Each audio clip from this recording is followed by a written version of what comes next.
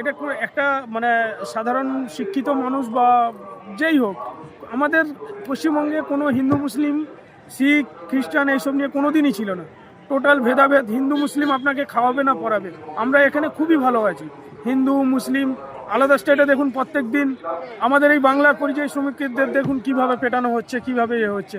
এই কালচারটা বিজেপি ওরা এরকম সারা জীবনই করে এসছে সমস্ত জায়গায়। আমাদের এই স্টেটে কোনো হিন্দু মুসলিম বলে কোনো ছিল না। আমরা মানুষ, আমাদের একটাই পরিচয় ছিল মানুষ। আমাদের মুসলিমের বিপদেও হিন্দুরা ঝাঁপিয়ে পড়তো, হিন্দুদের বিপদেও মুসলিমরা ঝাঁপিয়ে পড়তো। এটা ওদের কালচার। ওরা আদৌ হিন্দু কিনা সেটাও ওদের ডিএনএ টেস্ট করলে বোঝা যাবে। আমার মনে হয় বিজেপির কোনো নেতাই হিন্দু না। যারা হিন্দু মুসলিম করে ওরা কোনোদিন হিন্দু হতে পারে না। এভাবে বাংলার উন্নয়ন হবে? জীবনে কোনো দিন হবে না। এটা আপনি আশা করেন কোনো দিন উন্নয়ন করবে? কোনো জাতপাত দিয়ে যদি উন্নয়ন করা যেত তাহলে তো মানুষ ঘরে বসেই উন্নয়ন করতে পারত। এটা কোনো দিন সম্ভব না। হ্যাঁ, প্রকৃত উন্নয়ন হচ্ছে মানুষকে সঠিক চিকিৎসা পৌঁছে দিতে হবে, মানুষের মুখে খাবার পৌঁছে দিতে হবে, মানুষকে ভালো রাস্তা দিতে হবে।